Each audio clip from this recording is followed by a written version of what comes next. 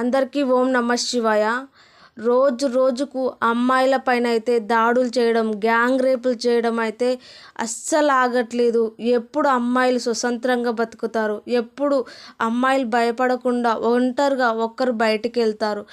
ఏనన్నా ఒక్క అమ్మాయి కనిపించిందా, మహిళ కనిపించిందా, ఆ మహిళనైతే దారుణంగా గ్యాంగ్ రేప్ చేసి ఆ అమ్మాయిని అయితే చంపి పడేస్తున్నారు. ప్రతిరోజు ఎన్నో తోటి ఇలాంటి సంఘటన అయితే జరుగుతూనే ఉన్నాయి.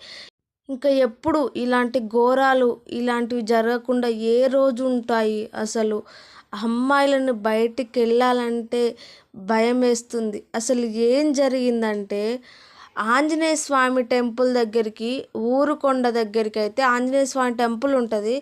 అక్కడికి మొక్కు ఉందనేసి టెంపుల్లో నిద్ర చేద్దాం అనేసి ఫ్యామిలీతో కలిసి అయితే ఆ అమ్మాయి అయితే బయలుదేరింది. ఆమెకు మ్యారేజ్ అయింది. అయితే అందరు కలిసి అయితే ఆ టెంపుల్ దగ్గరికి వెళ్ళి నైట్ నిద్ర చేయాలనేసి వెళ్ళి నిద్రపోతున్నారు. అయితే మధ్యరాత్రిలో అయితే ఆమెకు వాష్రూమ్ వచ్చింది. వాష్రూమ్ దగ్గరికి వెళ్తే వాష్రూమ్ లాక్ వేసి ఉండడంతో పక్కనే ఉన్న గుట్టల సైడ్ అయితే ఆ అమ్మాయి వెళ్ళిపోయిందనమాట. ఆ టెంపుల్లో పనిచేసి ఒక అతను అయితే గమనిస్తూ ఉన్నాడు. అక్కడ వెళ్ళింది చూసేసి ఆ పక్కనే తాగుతున్న ఫ్రెండ్స్కి కాల్ చేసి ఇట్లా ఒక అమ్మాయి ఇటు వెళ్ళిందని చెప్తే వాళ్ళు పక్కనే ఉన్న ఎదవలు అయితే పరిగెత్తుకొని వచ్చారు. ఆ అమ్మాయి సైడ్ వెళ్ళేసి ఆ అమ్మాయిని అయితే పట్టుకొని అయితే అక్కడ బంధించేసి ఆ అమ్మాయి నోట్లో గుడ్డలు కుక్కేసి ఆ అమ్మాయిని అయితే గ్యాంగ్ రేప్ అయితే చేశారు. 8 మంది ఆ అమ్మాయిని అయితే దారుణంగా రేప్ చేశారు. ఆ అమ్మాయి అయితే దాహం అని అడుస్తూ ఉంటే ఆ అమ్మాయికి అయితే టాయిలెట్ తాపిరంట. వాటర్ ఇవ్వకుండా టాయిలెట్ తాపి వాళ్ళైతే ఎంజాయ్ చేసినారంట. ఇలాంటి మూర్ఖులు నిజంగా ఈ రోజుల్లో గంజాయి కని, మందుకని, మత్తు పదార్థాలకు అలవాటై బానిసలై అమ్మాయిల ప్రాణాలు అయితే బలి తీసుకుంటున్నారు. ఇలాంటి రాక్షసులు అయితే అమ్మాయిలు వాళ్ళు పుట్టింది కూడా ఒక అమ్మాయి కానీ మర్చిపోతున్నాడు. వాళ్ళ ఇంట్లో ఫ్యామిలీ మెంబర్స్ అమ్మాయిలు లేరా? పాపం ఒక అమ్మాయిని అయితే దారుణంగా అమ్మాయిని రేప్ చేశారు.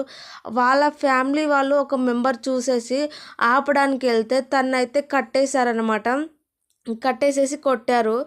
అయితే ఈ 8 మంది కలిసి నైట్ నుంచి మార్నింగ్ 3 వరకు అయితే ఆ అమ్మాయిని ఇష్టం వచ్చినట్టయితే పాపం చాలా అంటే చాలా ఇబ్బంది పెట్టి చాలా దారుణంగా ఆ అమ్మాయిని అయితే రేప్ చేసినారు. ఆ అమ్మాయి తట్టుకోలేక ఆ అమ్మాయికి దాహం వేస్తే టాయిలెట్ తాపిచ్చారంట ఇలాంటి మూర్ఖులు. అయితే ఆ అమ్మాయి అయితే ఇంకా స్పృహ తప్పి పడిపోయింది. 3 ఆ అమ్మాయి ఒంటిపైన ఉన్న కమ్మలు, పుస్తెల తాడు తీసుకొని వాళ్ళైతే అక్కడ నుంచి పరారయ్యారనమాట.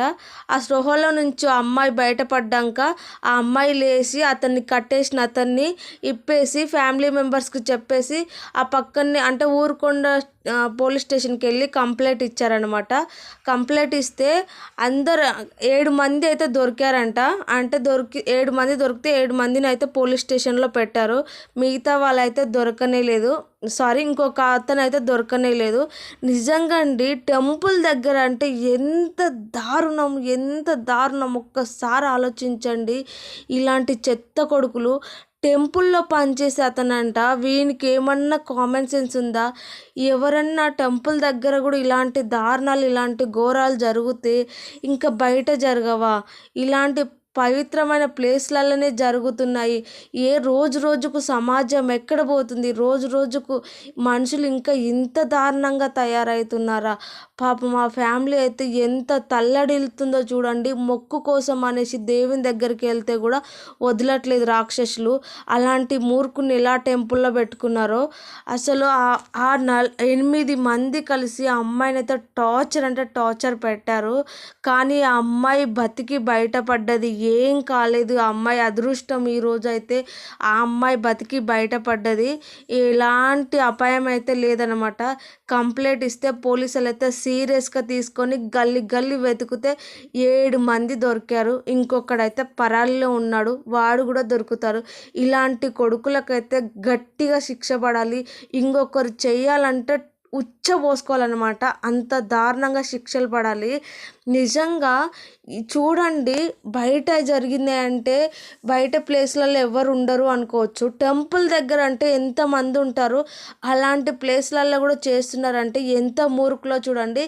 ఈ కొడుకుల పైన ఇంకా చాలా కేసెస్ ఉన్నాయంట. ఇలాంటివే చాలా కేసెస్ ఉన్నాయంట.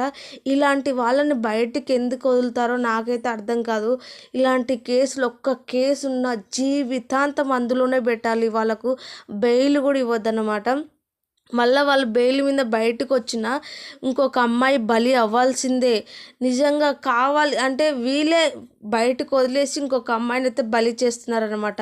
ఇలాంటి ఎవ్వరైనా ఇలాంటి మూర్ఖులని, ఇలాంటి మెంటాలిటీ ఉంది అంటే అలాంటి వాళ్ళని ఎప్పుడు బయటికి అసలు వదలొద్దు.